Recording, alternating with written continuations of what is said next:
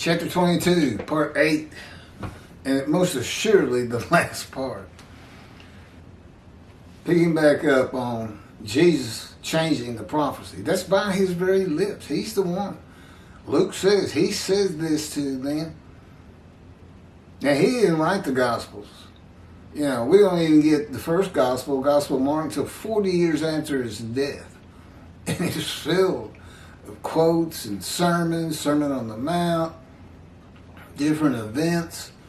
40 years after his death. Well, whoever wrote that gospel, nobody thinks it was Mark, Matthew, Luke, or that's the Apocrypha and Pseudepigrapha, books attributed to other people or hidden books. They just, whoever wrote it, attributed to Mark, for instance. This is where I left off.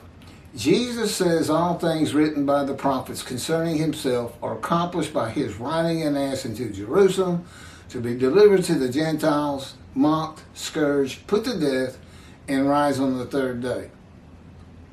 No prophet of the Hebrew Bible wrote this. None. Or any other Holy Scriptures that didn't get canonized, if there is such a thing. This is not what Zechariah chapter 9 verse 10 says. It is not written by the prophets in any book of the Holy Scriptures. It cannot have anything to do with Isaiah 53 and the covenant with God to receive long life and make the many righteous by his knowledge. Okay, the Hebrew Bible, Christian Old Testament, looks like I'm doing the last two paragraphs.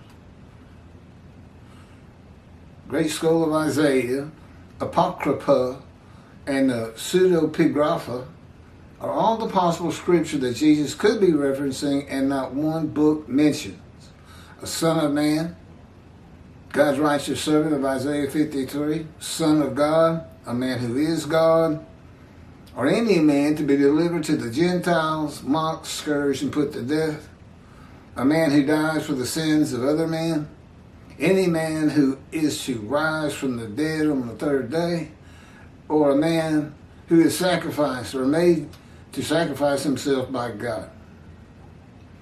Another example is Jesus' use of the prophecy of Malachi chapter 3 verse 1. This is where God says, I'm sending my messenger before me to clear the way, and I shall return to my temple suddenly. And the angel of the covenant that you desire is already on the way, which we covered in, I think, 53:10.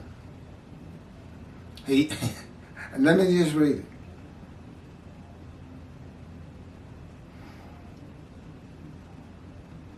Okay, it's his use of Malachi 3:1 to describe his cousin John the Baptist as being Elijah, who historically and by the scripture could not be him.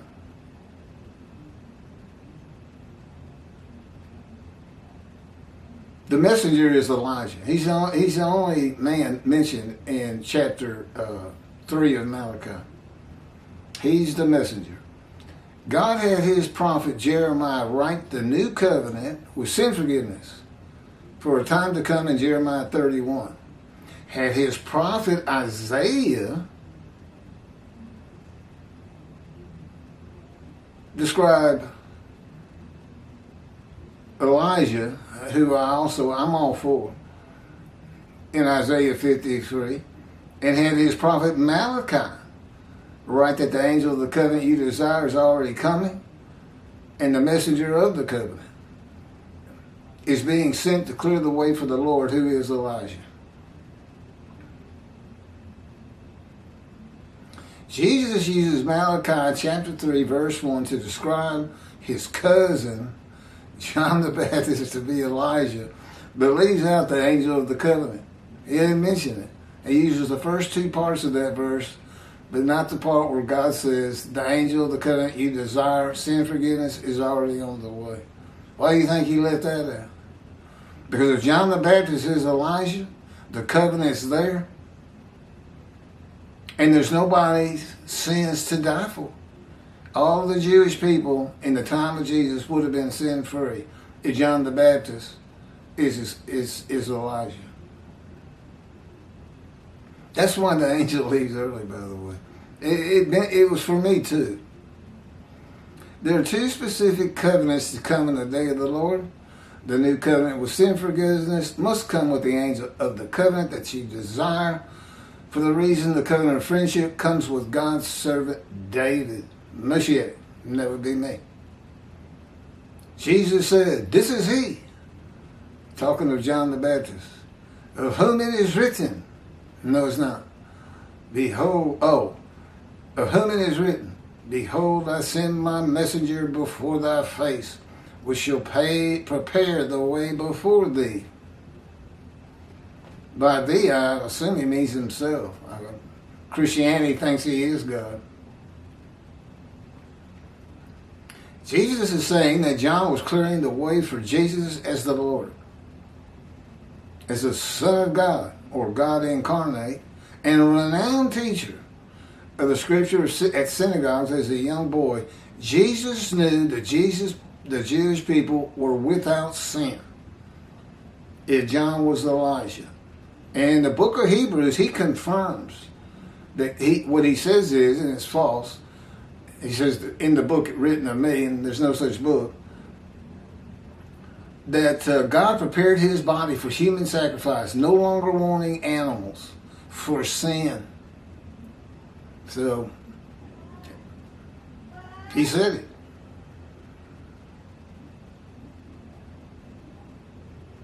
Jesus knew the Jewish people without sin if John was Elijah. That is why he did not mention the angel of the covenant. More deceit. He cannot die for the sins of the Jewish people if they are sin-free. God forgives by his written word. He did it for the exiles, 13 tribes. And now he's doing it for the Roman dispersal, the diaspora.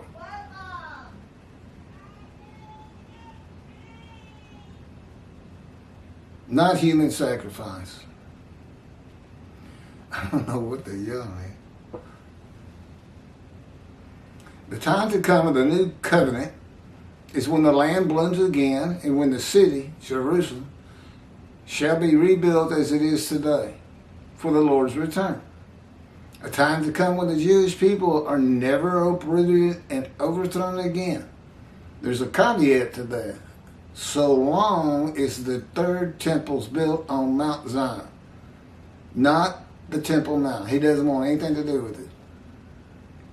Too small, tainted with Islam, and controlled by Jordan. Certainly we can find a big tract of land on Mount Zion. Between 68 and 70 Common Era, the Jewish people were revolted against Rome 4 times and were defeated, murdered, crucified, and forced to flee the lands of Abraham, beginning the diaspora, the Roman dispersal.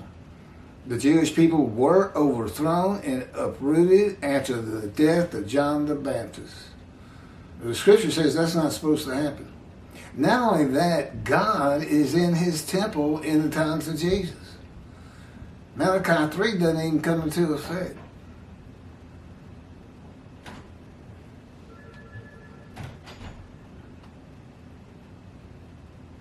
C, last paragraph.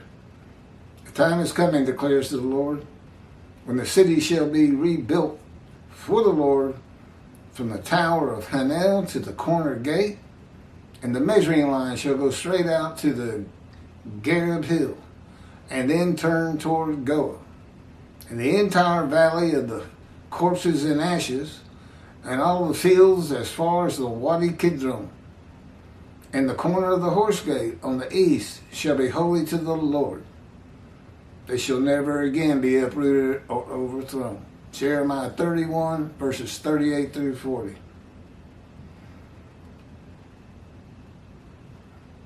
I was the title lawyer. This is the kind of description. You just do this. Oh, my.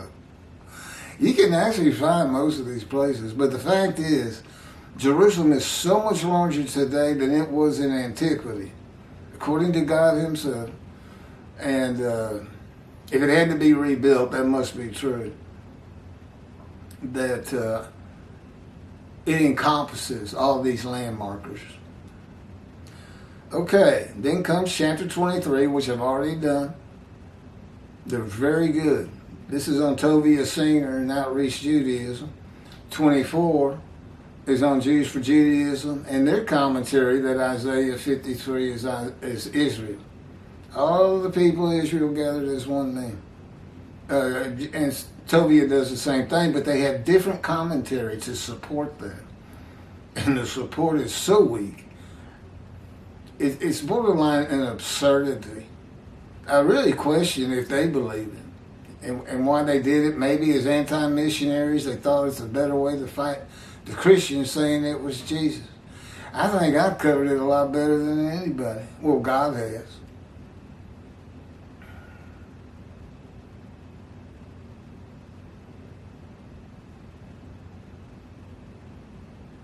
So anyway, we're going to be moving to chapter 25. I'm trying to get, it helps me if at the end of the video, and that's it for 22, I give the title for the next chapter. I tend to forget.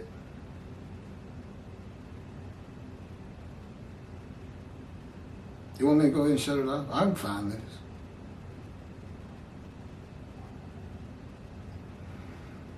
I'm scrolling through chapter 24. But that's basically it. If you're not interested in the name of chapter 25 chapter 25, then go ahead and turn the video on. If you're still here, a lot of people don't stay long. I think mostly those are Christians. I've had Christians follow me. I'm like, so have y'all actually read anything I say about Christianity? It's the resurrection of the dead. Another false teaching. It's got to be straightened up. Thank you for watching. Tell all your friends. Tell your rabbis. They're dismissed.